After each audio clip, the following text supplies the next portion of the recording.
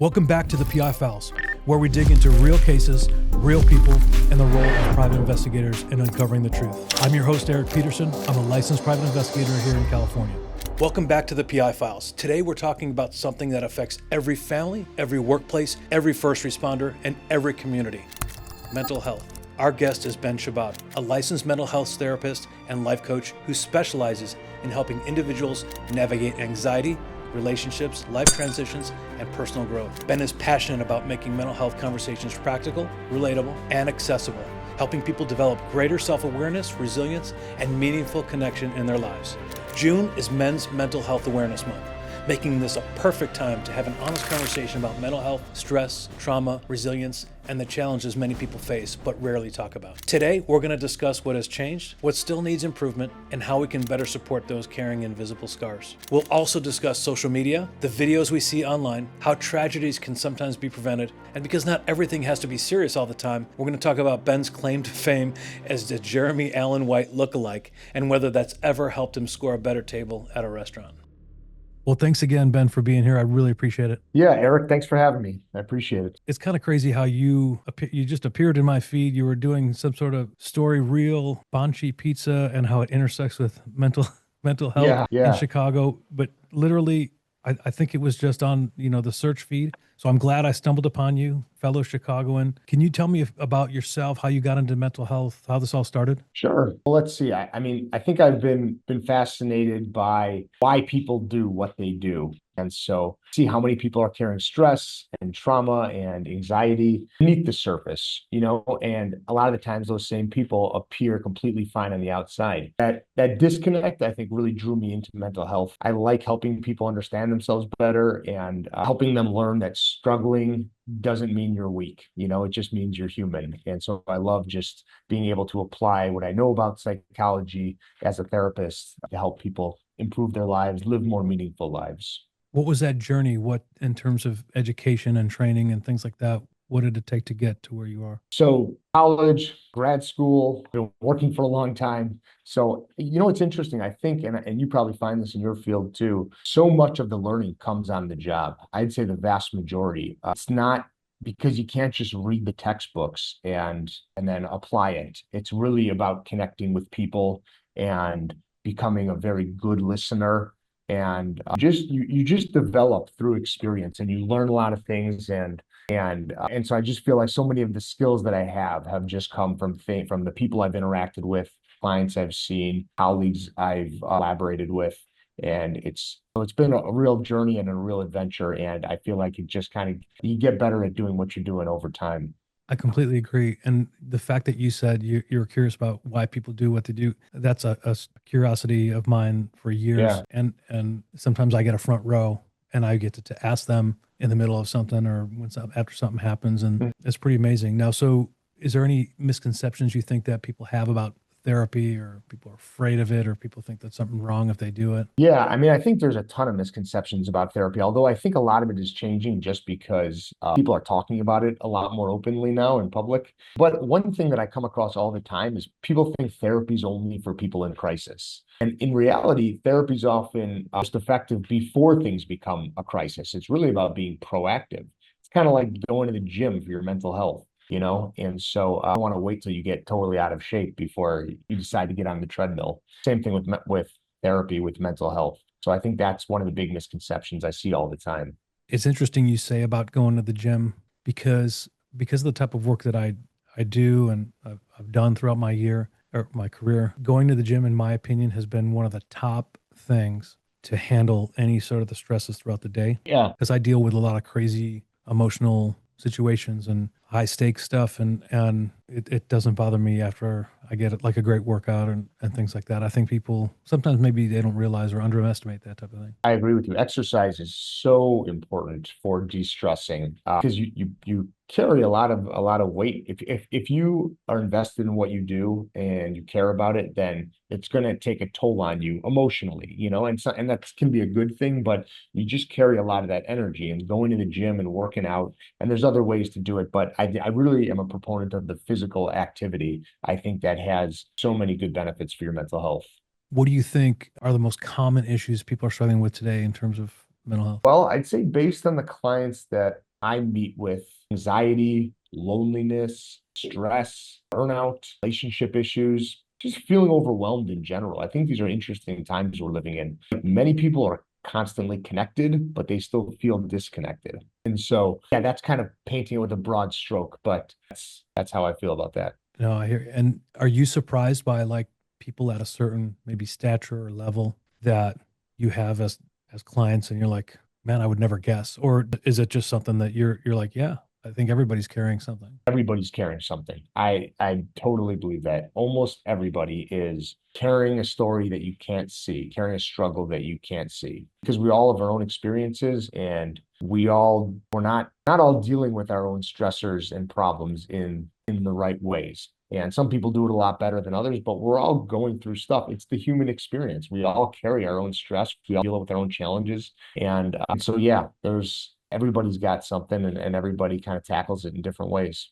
Do you think stress is healthy in some respects? Absolutely. A small amount of stress, or even, I mean, yes, some degree of stress is very healthy. That's kind of what motivates you to do things. If you weren't stressed about, something you had to do at work, you wouldn't be motivated to do it. It's that stress that kind of gives you that fire. And I'm using kind of stress and anxiety here interchangeably, but you need a little bit of that discomfort to push you toward a more comfortable end goal, which is achieving whatever you're trying to achieve. But the problem becomes when that stress, that anxiety becomes so overbearing that it actually interferes with your ability to accomplish your goals. And so, yeah, there's a healthy level of stress and anxiety, but there's also an unhealthy level. It got me thinking. We Before we started this, we were talking about the Last Dance with the Chicago Bulls, Yeah, and how Michael Jordan he was just at such a high level, and you get a behind the scenes look, and he was pushing people like crazy, and it led to that greatness. And I think yeah, that there was a crazy balance, but one of the lines he says it, this is just me, and this is how I am, and I think that in my career, when I push people, I can see where they can go if I'm training them, and it's interesting how people kind of navigate and handle it. I actually like the stress, and it helps me perform at a better rate, but you definitely got to manage it, like you're yeah. saying. You can't let it get out of hand. There's a lot of, and some people don't manage the stress in healthy ways, like like we were talking about the exercise. There's so many good, healthy ways to manage stress, and there's a lot of unhealthy ways. And sometimes I work with folks who deal with things in unhealthy ways, and so a lot of that is about reflecting on how they're coping and kind of reining it in and taking a different perspective on whether or not those strategies are getting them to where they want to be, or helping them become the person that they want to become. So speaking of strategies, like what does therapy actually look like? If somebody wanted to be a client of yours, what's the process? What could they expect? Is it something like, are you just evaluating a client and maybe saying, okay, I can tweak this, fix this, or is it more of a longer term, or is it each person is probably different, I would imagine. Yeah, well, yeah, that last point, that's exactly right. It totally depends. Every client's needs are different. And so the amount of time, the frequency that we meet is going to look different. But what is therapy? It's basically just a conversation with a purpose. You're not lying on a couch while someone analyzes your childhood, which I think is the kind of other misconception that people have. You're really just working collaboratively with someone trained to help you understand patterns, develop skills, and move forward towards your goals.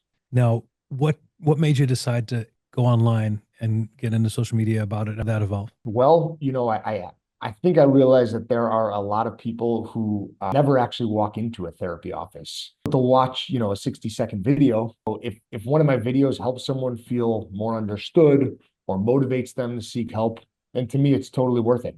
I like the content. I'm very interested in psychology. And so the opportunity to be able to share it with a large audience is very appealing to me. Yeah, and you make a great point because people may not have that time or that money or that schedule, but Or that courage. yeah, good point. But hey, I want the best knowledge, and so that's my perception. I want the best health knowledge, the best mental health knowledge, and I love what you're doing. And then, did the news start picking up on it and contacting you, or how did that come about? Yeah, exactly. And so I've really been fortunate to be on several news stations. I've been on WGN, I've been on Fox, I've been on News Nation, and so I've really, yeah, I've just been given these awesome opportunities to talk about mental health, different platforms, and it's gone really well. The feedback's been good, and like I said, I enjoy doing it. It's just a natural progression of what I do all the time. That's pretty awesome. You're Yeah. helping people. Are you getting direct messages as well? Is content reaching people? It's interesting. You don't realize that this is a global global thing that you're doing, you know? Apps. Yeah, I know the feedback is very encouraging for me. I mean, I get messages from so many people. I'd say the most meaningful ones to me are the people who say, like, I thought I was the only one who felt this way. This really resonated with me because really feeling less alone is the first step towards healing. A lot of people just feel like they are the only one who is struggling or they're experiencing the world in the way that they are. And it's such a big burden to bear. And so I think when people reach out to me and say I'm helping them with that, which to me is like, okay, that's a really important first step. I feel good. Yeah, you can't beat that. You never know, and I think it's just going to keep growing with you. And you're the one that educated me about Men's Mental Health Awareness Month. I guess we're in June right now. This is Yeah. Men's Mental Health Awareness Month. What is that? And then was last month Mental Health Awareness Month in general? Yes, exactly. And So so, yeah, yeah. why is that important? Just to, are you raising awareness and are people kind of jumping on that a little bit more? Absolutely. I mean, I think men seeking mental health is definitely something that's growing. My clients are not all men, but I do focus at times on that particular population because I think men are often taught to be providers and protectors and problem solvers, but not necessarily how to process emotional pain. And I think we all deal with that. And so it is a segment of the population that is more reluctant to seek therapy Yeah, and or I think even acknowledge that they're struggling with things. why do you think they wait?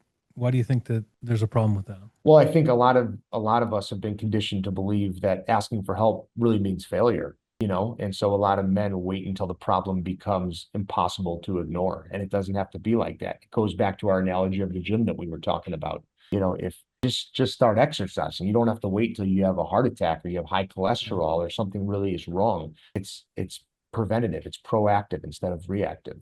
Yeah, I don't think it was cool to kind of talk about things, growing up, and then you look at the generations and how things were, and maybe how hardcore. And I think that Chicago is different than we'll say San Francisco in terms of Yeah, thinking, their and openness to yeah, yeah. yeah, it's just different, and but I think it's great. I think it's changing. It's funny. I remember when like sushi became popular, and then I was telling my friends in Chicago were like, oh, there's this thing called yoga. Oh, and I Yeah. think people are realizing, oh yeah, that's good for you. But it's not It's just wrestling and football, and Yep. so Sometimes it takes time for things to catch on. yeah, Then enough people start benefiting, and all of a sudden it seems weird to not do it.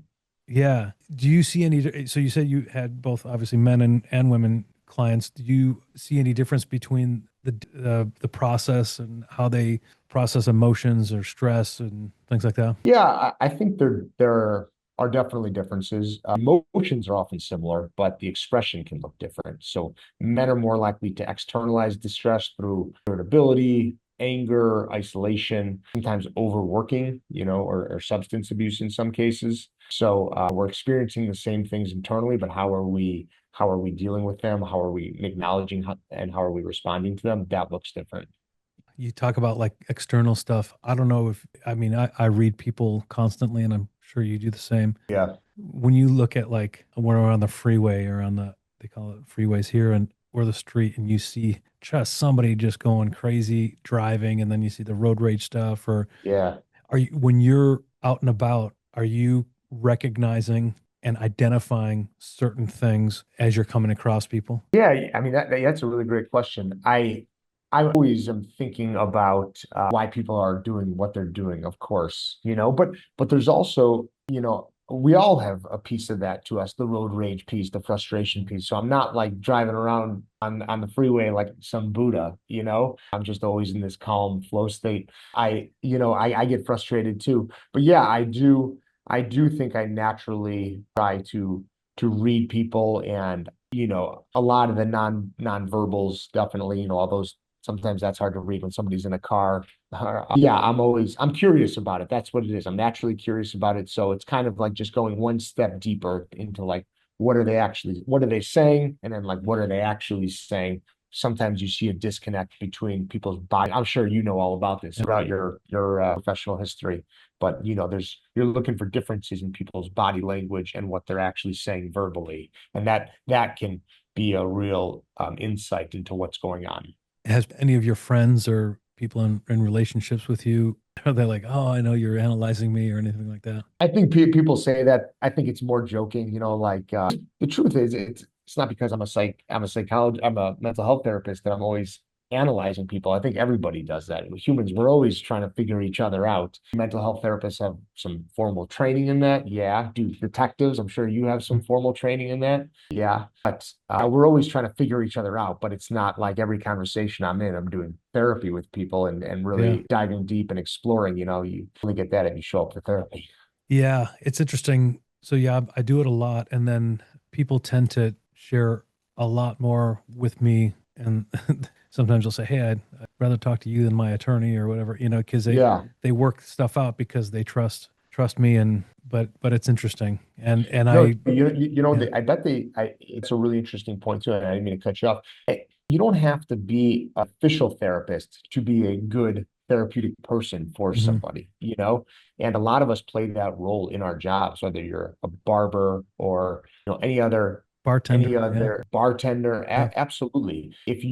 I know a lot of people that I think, man, if this person just went to school, they would make an amazing therapist because they get it. You just yeah, understand people, that you have a way about you where you can connect. People trust you. You have that trustworthiness about you, and they feel like they can just share things. You listen to them. Those are very, very important qualities that a lot of people have when they're not therapists. And unfortunately, some therapists don't have them.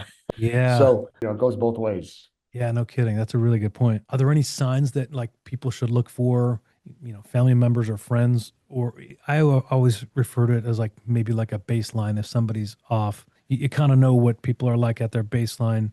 And Yeah. we do that when we're interviewing or interrogating, and for lying. But is there anything that you can recommend if somebody, I think they may need therapy? Yeah, any big changes to somebody's behavior can signal that they're going through something tough and they might need some additional support. If you notice withdrawal, if you notice increased anger, sleep changes, drinking more, for example, losing interest in things that they used to enjoy, or kind of just becoming emotionally unavailable, all of those things can signal that something may be going on.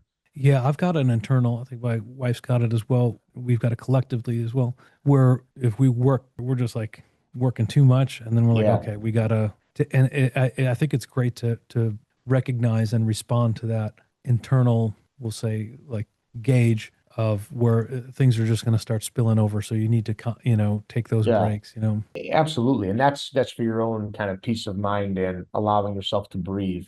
Sometimes people do work so hard in an attempt to kind of avoid or distract themselves from what they're going through. That's obviously not a healthy thing, but there's nothing wrong with just working as hard as you can because you care so much about what you're working on. It's important to distinguish those things. Yeah. Are you seeing in society, and we're going to get into videos and things like that, but are you seeing in society, and the word triggered comes to mind, and some of these other things, people kind of, and I don't want to not have empathy towards anybody, but if I said some of the things that I see people saying in society now, you did this, you triggered me. I guess it's individual, but it's like I don't know. Maybe people making up some sort of mental illness or thought or something to where it's like you're not really that accurate, or do you think do you just kind of pass it off because that's what they're feeling and acknowledge that or whatever?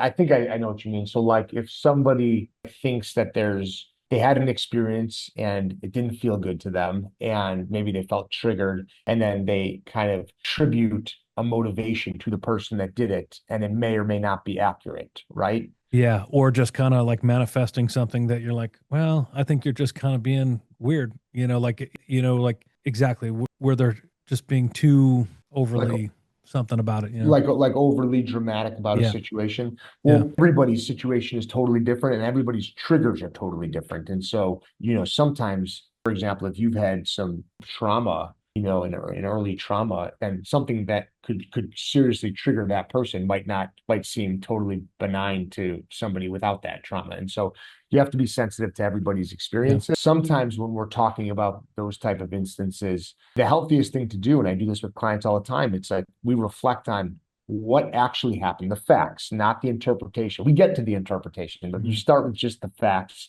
And then it's a lot of like cognitive behavior therapy where, right, it's like what actually happened. Okay. How did that make you feel? What thoughts did that trigger in you? And then we test it. Okay, what evidence do you have to support that that was the intention? Or why did them doing that trigger you so badly? What experiences have you had that made that such a big deal? Yeah.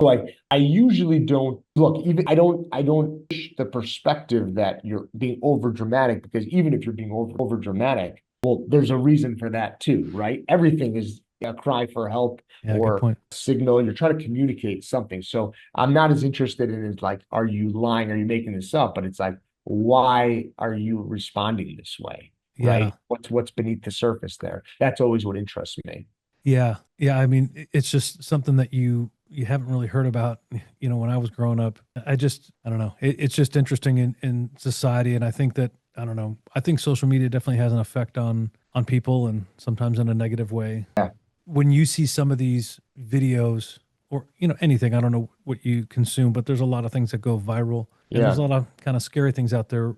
But, when you see maybe arguments or encounters or something like that, a lot of times it's just people not understanding the other person, just literally, maybe somebody misperceives something. Yeah. What is your take as a therapist on just what you're seeing? Because now we get a glimpse of, the world gets a glimpse of everything with these videos. Well, those videos can be very dangerous and they can be very misleading. And that's what I've learned, because I've stumbled on that and made that mistake myself, where you're watching a 20-second video, you just think you know what happened because you saw those 20 seconds. Yeah. And then all of a sudden a new video will come out and it'll show the 3 minutes prior to what happened or the 2 minutes after what happened. And all of a sudden it's amazing. The whole picture is different. The whole story, the whole narrative that you have told Yeah. yourself about exactly how everything played out has been flipped on its head. And so I'm very cautious about judging these short videos that I see. If anything, it's just there's more as like entertainment in my brain instead of like, I try just not to pass judgment on it because I just know that I don't have the full story. It's Yeah. kind of like when you hear snippets of things on the news or whatnot about an ongoing court case, and then maybe the person gets found guilty or maybe they get found not guilty, and all of a sudden you're like, what? But the truth is, like, when you're in the trial, when you're in the courtroom, so much other evidence and information is shared that it paints a totally different picture of a story that you think you understand because of the few pieces of information that you have. And so I'm always just trying to be aware of it because we're all human and we're all susceptible to that. So, I just, yeah, so that's what I think. I think those videos can be dangerous and misleading because they just don't even come close to presenting the whole picture. That's a great point, because I think we're in a society, TikTok, whatever, Instagram, quick hits, and people are going to make those judgments based on the limited experience that they have in that particular field. And then watch the whole thing and you'll see, Watch the whole, yeah. And a lot of it's, crime related, and whether it's, oh, they just shot that person for no reason. And then you zoom in and here's the gun. And so, right, yeah. exactly. So you got to be careful because you definitely don't have all the information from these short videos. Do you think social media, and I think there's going to, there's been lawsuits, and I think there's going to be studies as time goes on, but do you think it's having a negative effect on the just mental illness in general? And do you think a lot of this can't be good, depending on what people are Yeah. consuming? I think, yeah, I mean, my initial reaction to that is, yeah, it's not good. People spend a lot of time staring at their phone. The information they get from it is very fragmented. And so in a lot of the cases, you're not learning, you're not becoming more knowledgeable about anything. It's just, again, like I put it in that entertainment box. And I think it can increase anxiety and discomfort a lot because it's constantly encouraging people to compare, and it's giving them all this information and overloads them, and it creates unrealistic expectations for people. And so, yeah, you can kind of without knowing, it's one of those things like, I don't know, but I know, you stare at your phone enough and all of a sudden you're like, this Yeah. isn't a healthy thing for you. Yeah. Switching gears for like law enforcement, military, things like that, and the craziness that they go through. Yeah. If you were in charge of, a police department or a city or something like that, what would you do? Or a military group, what would you do to help them cope, or how would you handle that? Oh man, well, I'm not disclaimer. I don't have any experience. Oh, I'm sorry. I think I just copped out there. I don't really have any experience overseeing anything like that. I've if I were working with an individual, who is in law enforcement or a group of people who are in law enforcement, I'd probably tell them you don't have to wait until you're falling apart to take care of yourself. Yeah. Those jobs, military, police, fire, those can be very, very high stress jobs and see things that the ordinary person doesn't see on a regular basis. And so you end up carrying a lot of that, the emotion and the weight. And again, if you don't know how to handle it in a healthy way, it can be really detrimental to your own mental health. And then, that spills over to areas of your life. Then it spills over to your work. It spills over to your relationships. And so again, like it would be my overall message is just get help for yourself. That you don't have to see a therapist, but talk to somebody that you trust. Let them know what's going on. So many people are conditioned to just hold things in, and it's just not necessary to do that. It feels so good to say how you're feeling out loud. Oh, you're alone even, but especially when somebody is there to hear it, to bear witness to what you're saying. That's when it's really, really starts to get into the realm of therapy. Yeah, and then oftentimes they'll go on alcohol, things like that. And you're right, they'll dive into work, relationships will get bad. And how about somebody that has experienced like an incident where there would be PTSD? If somebody gets into an officer-involved shooting, typically they're off for a certain amount of time, and during that Yeah. time, they got to see a psychiatrist. I mean, I think healthy habits should be there, regardless. And then, like we talked Mhm. about earlier, recognizing those signs if somebody seems a little off, Right. And one major incident, one traumatizing incident can have a major cause trauma, can have a major impact on somebody. And keep in mind that trauma is how you experience the event. It's not the event itself. And that's why multiple people can experience the same event and some of them walk away unfazed and other people are really, really impacted by it. So trauma can look the event impacts people differently and the way it manifests in people is different as well. So you can have one trauma event, or if you're seeing things on a regular, disturbing things on a regular basis, kind of like death by a thousand cuts. So like one call may not break someone. Years of exposure to these types of situations can have a profound impact on the person. Yeah, and I think it just pulls at you, yanks at you the entire time, and that's where you see, like, broken down people, in my opinion, that I've witnessed in the professions I've been in. Yeah, it's interesting. I was involved in an incident where it was a suicide by cop, and immediately after, we tried to talk to him to put the gun down, all this stuff. After it, I was like, oh man, I wish we could have talked him out of it. And then also, a part of me was like, oh, are they going to think less of me because I didn't fire? And I was behind a vehicle on a certain angle. And the investigator said, yeah, if you would have shot over your partner's head, that wouldn't have been a good thing. And so, but you Hmm, still feel interesting. those things. And in growing up in Chicago, my dad, the majority of his career was homicide on the West Side. Yeah, And I think he had a component where he just kind of compartmentalized it, and yeah, he really wouldn't talk about things, and he didn't drink much of anything, and so he was good about that. But I think maybe I kind of picked up on that, and I was able to kind of compartmentalize certain things. But there's things where, yeah, it's just pretty crazy. People always ask some of the craziest things I've gone through, and you're right. But our unit that was on that officer involved shooting, we've never talked about it since, yeah. and it's just kind of weird, just It's weird to talk about it. I mean, situations don't get much more intense than that. yeah, Firing deadly weapons, being shot at, people's lives are on the run, on the line, your partner's lives are on the line. You obviously want to take care of your duty is to also take care of all the members of the community, whether yeah. they're with you or against you. And I can't imagine a much higher pressure situation than that. And the message to, I think, police officers and firefighters and military people has to be that your mental health is equipment. You have to treat it with the same serious as Yeah. your physical training. Because once that starts to go, you're going to be in bad shape. Yeah. right? You have to really have control over that and be firing on all cylinders when it Yeah. comes to your mental health. So it just in society in general, especially with those very intensive jobs, you have to prioritize mental health.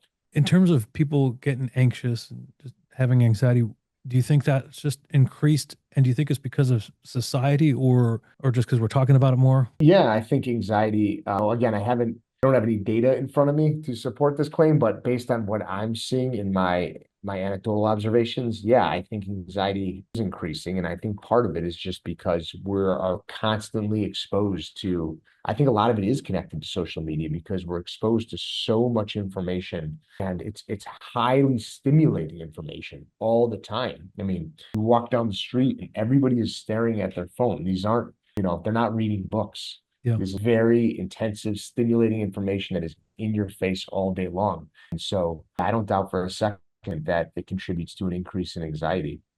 Hard to feel at ease when you're being exposed to that type of stimulation all day. Yeah. And I say people of all levels, all ages, just buried in their phone. I drove into a parking lot yesterday and this lady, I pull in, I think she saw me out of her peripheral. She was in the driving lane where people are Yeah. driving, looked up, didn't care that I was coming towards her, kept down on her head, on her phone, probably walked even slower. Okay. And so it's like you can you can get hit by a car. They don't. It's just no. This Yeah. is these might. I always make a joke and say, man, like if somebody's on their phone in a movie, they must be like an organ donor or a doctor on call or something because they're so Yeah. important. It's just different. Yeah, it's going to be interesting. I think you talked about panic attacks and some of the hosts that you do. Do you see that more common in people, and how can you give those tips on how they can deal with that? Yeah, I see panic attacks more frequently. No, I wouldn't say that, although I've just seen a large number over the course of my career, and but I noticed reference to what you're talking about, the video. I think I was explaining that on a news program, maybe Yep. W. Just noticed that panic attacks are extremely scary. For somebody that is going through a panic attack, you're talking about a situation where you feel like you have lost all control. The world is closing in on you. Your heart is racing. It is a total fear response, right? Like you have no control in your ability to navigate the environment, to control anything in the external world. It's very, very scary. And so people melt down. And so what I started noticing was that they don't have as many tricks and as you would hope somebody in that situation would have. And the other so much of dealing with a panic attack is about first having a plan. You have to have a plan. You have to have practiced it. Just like anything in your police training, right? It can't run into a situation. This is the first time you've messed with your equipment. Yeah. You have to have done it so many times to where it's just second nature. I'm feeling like this, or in your case, like this is the situation we're in. This is how we respond every time. There's no Yeah. thinking because when you're getting nervous and you go into that fight or flight mode, you don't think, you just react. And so if you don't know how to react, if you haven't, it's not muscle memory, then it's very difficult to stay on track. And so I like it's a three-step process that I like. And the first step is just deep breathing because it's a specific type of deep breathing that just helps calm your body down. I really like 4-point breathing, box breathing, it's called. I use it in the military as well, but it's just Yeah. inhale for 4 seconds, hold it for 4 seconds, exhale 4, hold it again for 4, and you just keep going through that pattern. Your body naturally becomes calmer, the stress lowers. So that's step one. There's other breathing techniques too that people like. That's just the one that I'm more familiar with. And I know there's a lot of research behind that. Then you go into your grounding techniques. The grounding techniques are anything that brings you back in tune with the environment. And so I think the best thing is like the senses test, where you're just saying, like, let me name 5 things I can see, 4 things I can hear, the 3 things I can smell, taste, touch. You're just re-engaging your body with the environment. You're letting your brain know that this is safe, right? So you're breathing, your body's getting calmer, you're interacting now with the environment, it's safe. And then you go to your mantra, which is, this too shall pass. Everything's going to be okay. This is only temporary, whatever your mantra is. A lot of in the conversations I've had with people who go through panic attacks, what I started to hear was that everybody had this mantra that they would go to, but the mantra alone, and what I started realizing that the mantra as a first step wasn't so effective because your brain is not ready to listen to you, to your internal voice when you're in that state of fear. And so it has to be the last step. Once you've done the breathing and the grounding, now all of a sudden your brain is receptive to language, and we can start saying all those things that will further calm you Mhm. down. That's great. So yeah, Yeah, and I didn't mean that you would see people in panic attacks on the street, but I have had people said, "Oh, I've had a panic, men and yeah. women," and it's I think it's becoming more common because people are talking about things a little bit more and do. I know people that have been driving and they need to pull over on the highway because you lose total control of your Yeah. band. So it becomes it can become potentially a very unsafe situation very quickly.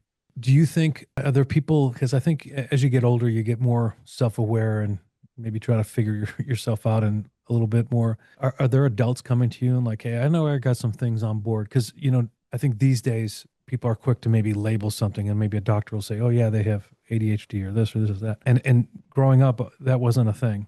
I think now society and the medical profession are recognizing things early in kids, things like that. Yeah. Do you have adults coming to you and go, "Hey, I'm just curious. I know I got some things on board. Can you diagnose me?" Or other people in your field saying, Yeah. "Hey, It goes back to what we were talking about in the beginning. Mental health isn't about never struggling. It's just about how we respond when we do struggle. Everybody struggles. So yeah, I've seen many adults in my practice, and sometimes it's like I don't even know where to start. Like this is from coming from them, I don't even know where to start, right? I've been dealing with these things for a long time. I have this new situation, and it's about time I start talking about it.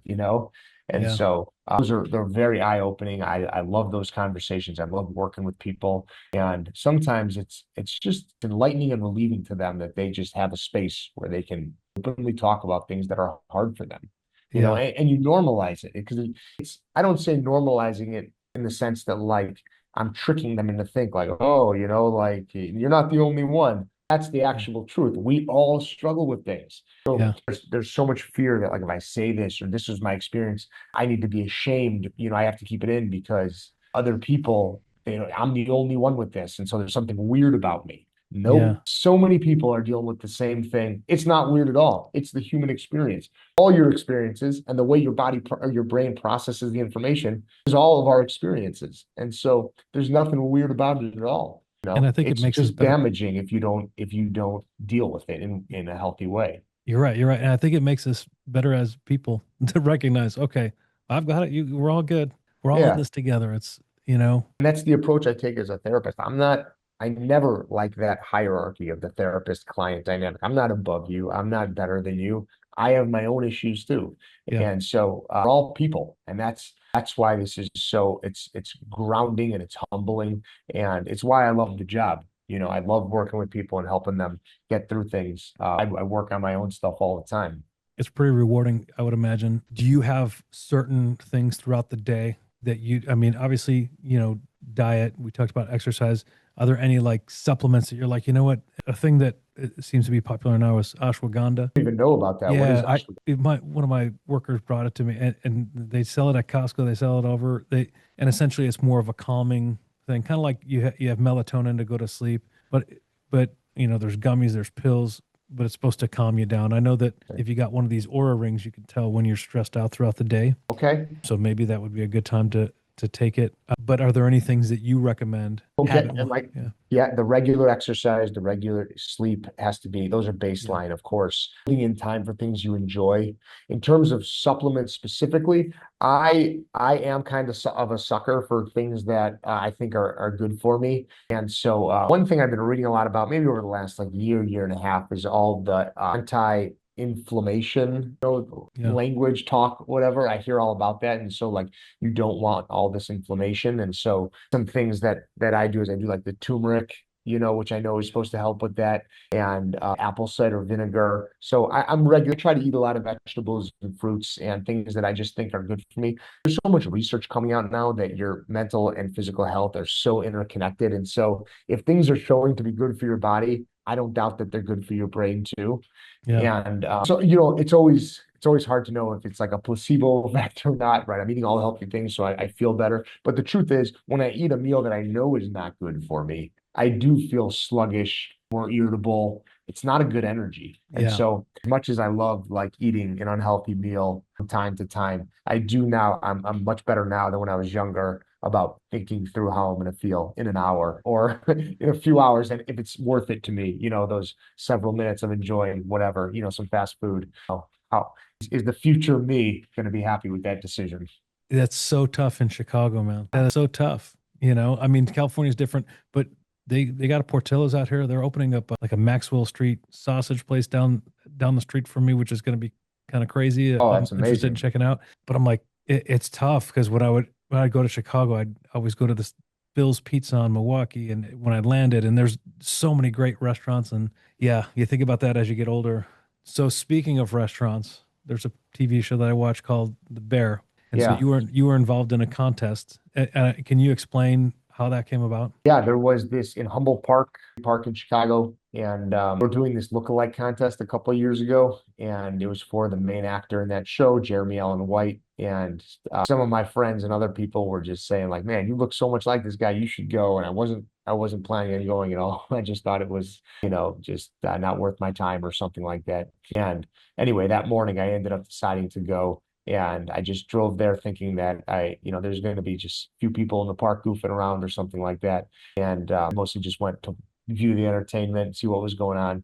And then when I got there, it turned out like this was a huge event. There were like so many people in the park. There were news agencies there, and they all had their cameras set up, and it was just this massive show. And so I ended up going, and apparently I look a lot like him. So I ended up winning the competition, and after that, I created, again, I didn't realize the impact of this event. And so people were trying to get in touch with me and do interviews with me. And so I created a social media. I didn't have an Instagram account prior to that. So I just created one. And then after I created one, I started getting some followers because so many people are trying to get in touch with me. And then I'm like, wait a minute, like I've never even explored social media as outlet or a platform to communicate with larger audiences. And so like this is pretty cool. I can just the info, the conversation I had with the client this morning, I can just talk about that very generally now with a lot of people. Maybe a lot of Yeah. people benefit from it. And so that's kind of what spawned my social media situation right now.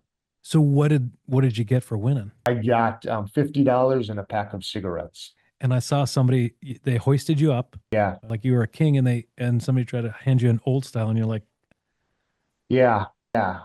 I'm not an old style. I don't think old style's good. I I mean, don't it's even mind old style. It wasn't that. No, what was it? Let's see. I don't think I wanted a beer at 11 in the morning or yeah. whatever it was. Maybe it was open and it was he It drank was half of it. also open. Somebody just handed it to me. Again, probably nothing was wrong with it, but I just, sometimes you go with your gut, and I'm like, I don't want to do that right Yeah. now. So And I'm a fan of the show. Are you a fan of the show? I like the show. Yeah, it's a Yeah, good show. yeah. It's a good show. I think it's really well done. I have a hard time just staying with shows in general. And Yeah. so, but I know the new season comes out in June, so I'll definitely catch that. Yeah, I mean, he's a really good actor. I think all the characters in that, or all the actors in that show are really skilled. Love that it's based in Chicago. It's always exciting to see things around the city that you recognize. Yeah. And, And I think they did a pop-up in LA. Man, it was packed. I didn't go. I just saw it on the news. But just like Shameless, that show captures just the craziness of Chicago and certain personalities that we grew yep. up around. And there was a scene at like the holiday time, Christmas or Thanksgiving, and a car goes through the house, and it was nuts. And just like the intensity. But I love speaking of stress, we talked about stress earlier. I love the inner workings and seeing the behind the curtain of that world, of how hardcore it is, all the Yeah. training that goes into it, but then also how they take care of people, and how it's like a military operation from beginning to end, from when they schedule people to when they're cleaning the kitchen to make it look spotless. It's amazing. Talking about restaurants in general. Yeah, yeah, Yeah. but that show, and they've done a roundtable with real chefs and stuff. That show, and I've talked to real chefs about what they think. I think that show is just an amazing behind the scenes of what goes into the high level Yeah, restaurants. And I couldn't agree more. And that is, the whole, after I won the contest, it was a big eye opener for me because I got to go into a lot of restaurants for social media stuff. And yeah, you're right, that's a whole field that most people never get exposed to. The restaurant industry is its own animal, the Yeah. output in, the time, the effort. Most of them go out of business very quickly. And so Hmm. it is such a grind. It gave me a new appreciation for the amount of work that all these people are putting in behind the scenes to serve you, a hamburger and fries and a beer or something like Yeah. that. And there's some moments in that show where they, somebody was visiting from Chicago and I think, or visiting Chicago and they wanted pizza, but, and they went out and like made it all, I think some popular spot and then made it super fancy for them and had snow outside. And I mean, just the attention to detail and then just how hardcore to be for that perfection. And I can only imagine the mental health of, of Yeah. what goes on that back there. But Yeah. did those restaurants contact you or did you contact them? See, it went both ways. It would just depend on which one we were talking about. Usually they reached out to me. Yeah, But I that's pretty honestly cool. can't think about it. I can't even remember. Yeah. And then It was cool. Yeah, it was very cool. And I got that, now I have a lot of friends in the industry and I've been invited to some of their big events. They do some big events in Chicago and just really cool. Chefs are awesome. oh Restaurant yeah, workers are awesome. yeah, it's amazing. Yeah. Now, has anybody, when they've been filming, have anybody thought that hey, this is really him? Yeah, probably. I mean, Yeah, people say, I look just like him. So yeah, I think there's been some confusion about that, but yeah, that's pretty I don't know funny. if nobody's come up to me like thought for sure that Or I was him. no selfies, no autograph. No, So, no, yeah, not like yeah. that. Yeah. But I mean, if you wanted to, you could probably have a buddy go, hey, I'm the manager and get a table. But it sounds like you already have these relationships with these restaurants anyway. So Yeah, yeah. No, that would be funny. That'd be more, yeah, that would be some funny content online. It's not really my style though to well, pretend I'm somebody else. yeah, yeah. And the only reason I bring it up, you see these videos of like somebody that looks like Conor McGregor, Yeah, fooling people or Brad Pitt or something. right. It's just a funny little joke, like punking them. But Yeah, around with the guy with a headpiece or something right next to me. yeah, yeah. Well, ironically, I was doing a protection gig in Hollywood they were filming or doing a podcast on a hiking trail, and one of the producers. So I was kind of hanging back just to make sure everything was okay, and one of the producers says, "Hey, Jeremy and Alan White just walked by." Oh, But really? yeah, it was one of That's those trails cool. where you see, a lot of famous people. But that would have been pretty cool if you guys crossed paths. Yeah, yeah. Yeah. We haven't, but yeah. Well, We, yeah. All right. So I've got a couple of other things, but in terms of people getting a hold of you, what's the best way? We're going to put it in the comments, but how can people see your content and your tips and so book you as a therapist? my Instagram account is Ben in Session. That's my handle. And website is therapistben.com. And you can always just search me on the web. I like on Psychology Today. If you just type in my name, it'll come up. You'll see my page, my information. And that's just a few different ways you can reach out to me. Got it. If there's somebody that's maybe struggling right now, and I know that, there's people that are different at different levels, is there something immediate people can do? Are there hotlines or things like that that they can seek out? Yeah, I What's mean, the it best way to depends. find somebody like you in their area? If obviously if you're in an emergency crisis situation, you can always call 911, 988. But if you're struggling in the sense that like, hey, I think I should talk to somebody, you can, the therapist that you get will depend on a couple factors. You can go on Psychology Today, you can put in your zip code and it'll bring up all the therapists in your area. And it talks about like pay and if they take your insurance. And also if you're trying to use your insurance, you can always call your insurance company and see who the providers in network are. You can also just call up, therapy agencies and see what that looks like, what they're providing, who their providers are, and things, and get more details like that. But you want to find a therapist who's a good fit, that's a good fit for you. And so it's not always a match. And if you land with somebody who it doesn't feel right, or you're not, it's not exactly what you're looking for, then you can always just switch therapists. That happens all the time. So there's nothing wrong with that.